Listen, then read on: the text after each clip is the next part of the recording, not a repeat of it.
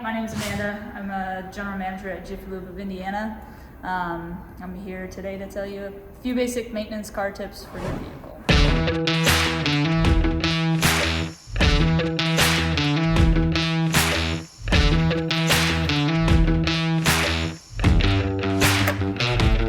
I feel like every woman should know this type of information. For one, to just be really independent. Two, it can definitely save you a lot of money in the long run. Finding those small things that need to be taken in to have service done for. So first thing we'll start out is with the brake fluids. Brake fluid is typically found right in front of the driver's side seat basically.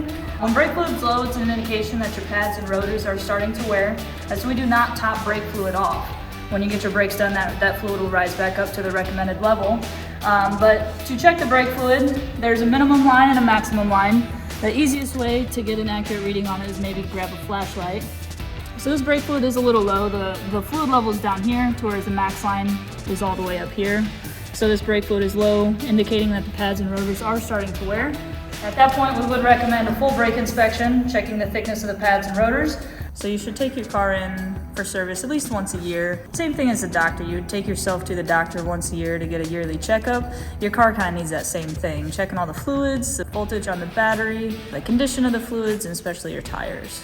Next fluid we'd be going over would be the oil level. The oil dipsticks are typically either red or orange or yellow on top. To check the level, you pull out the dipstick. You want to have some sort of shop towel, paper towel, anything to wipe off the actual fluid that's on the dipstick first. You always want to make sure you wipe it off first, that way you can get the most accurate reading. Put the dipstick right back in the tube, pull it right back out. And at this point, you can see the full line is right there, and this vehicle is probably about half a quart low on oil. Jiffy Lube does offer free refills with all of their signature service oil changes.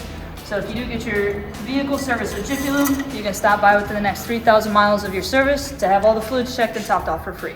So the next fluid we'll be going over would be the washer fluid. Typically, washer fluid reservoirs are marked with a blue cap, as this one is right here.